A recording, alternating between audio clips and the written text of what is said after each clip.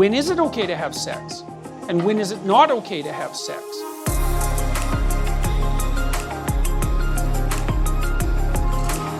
So my question is, as a redeemed progressive, what is the key to empowering men in the Me Too age while maintaining healthy boundaries and strong behavioural expectations?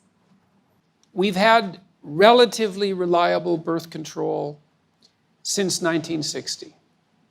Okay, that's not very long. And we underestimate the unbelievable technological triumph of birth control. It's the hydrogen bomb, it's the transistor, like it's a major league transformation in human interaction.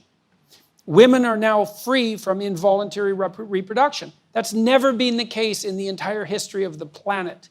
Okay, we don't know exactly what to do about that.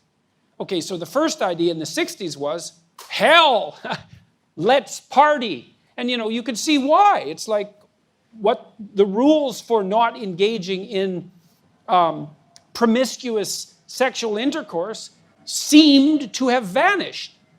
So we had a couple of decades of experimentation. It's like, well, how'd that go? Little hard on the family, I would say. That's not so good for kids. AIDS, that wasn't a plus. Could have killed us all. And it mutated, particularly to take advantage of promiscuous sex, because viruses are very tricky things. So it turns out that sex is a little bit more complicated than we thought. Well, it actually turns out that it's a lot more complicated than we think. Okay, and now it's 50, 60 years later, and we're trying to sort this out. It's like, well, when is it okay to have sex? Exactly. And when is it not okay to have sex? And what does it mean that it's okay? And what does consent mean? And the answer to that is, well, we never used to have to think these things through, because the rule was don't have sex until you get married. That was the rule. Now that isn't the rule. Okay, so what's the rule? Well, we're not having a conversation about the rule. We're waiting till someone does something that seems like it might be untoward and then mobbing them and trying to extract the rule out that way. And it's not a very effective way of doing it. You want to decrease campus rape? That's easy. Get rid of alcohol. No one has that conversation. It's like I did my PhD work on alcohol. 50% of the people who are murdered are drunk. And 50% of the people who kill them are drunk. And almost all the date rape situations are consequences of excess intoxication. But yet there's a party culture on campuses and anything goes. And you also have this strange thing, especially on the radical left, which is unbelievably paradoxical, where absolutely every form of sexual expression imaginable is 100% permissible because sex is fine, but it's so dangerous that while you're dancing with someone at a Princeton mixer, you have to ask them 2 or 3 times if it's okay for you to continue. And that's actually the case, by the way. I'm not making that up. It's like, well, both of those things can't be true. Now, what's happening, I think, on the Me Too end of things and the affirmative consent end of things is the old sexual taboos are reasserting themselves. Mm-hmm. The idea that we can extract sex out from emotional intimacy, and especially emotional intimacy, I would say, psychological intimacy, maybe even from long-term relationship, I don't believe it's a tenable idea. I don't think we can do it. And a lot of what we're seeing is the backlash against that. It's like, well, I feel used. Because one of the things that's happening on the really radical end of the anti-sexual abuse movement is the idea that, well, if you have intercourse with someone and then you regret it the next day, that's evidence that it wasn't consensual. Well, it is, in a sense, evidence that it wasn't consensual, because it's evidence that you didn't bloody well think it through, right? It was good for last night, but it's not good for today. It's not very wise. The question is, well, what constitutes consent? And we need to have a very serious conversation about that. Like, under what circumstances is it acceptable to give consent, but we're not mature enough to have that conversation. We want it both ways. We want to be able to do whatever we want, with whoever we want, whenever we want, with no consequences, and we want there never to be any trouble about consent. It's like, well, no, that's not going to happen.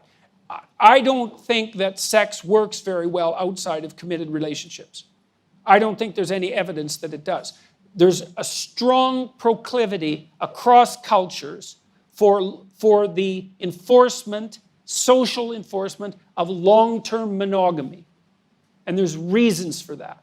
And I think you deviate from that at your peril. So now, if you want to deviate from that, there's all sorts of reasons to do it. And I can understand why people are interested in adventure and all of that. But, my sense also as a clinician is, you only really get to try out about 5 people in your life. You have to make a decision pretty damn quick.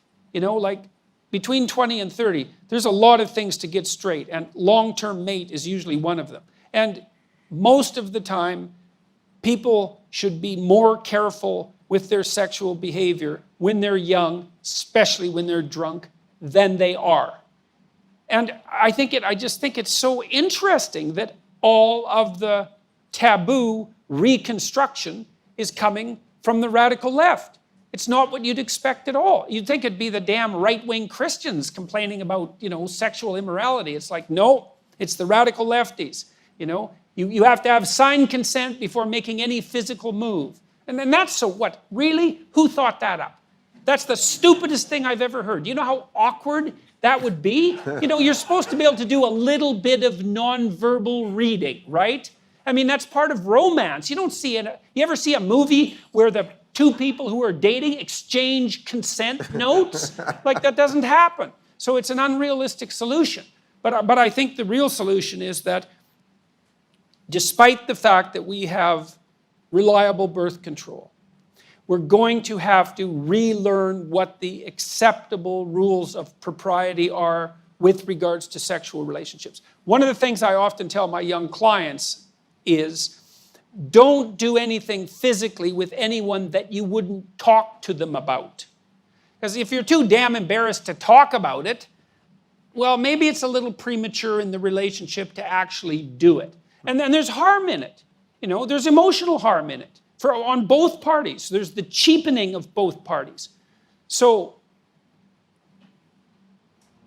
it's going to take us a long time to sort this out. But hopefully we can do it in a serious manner, and it won't be merely a matter of mobbing those who seem to have made an error.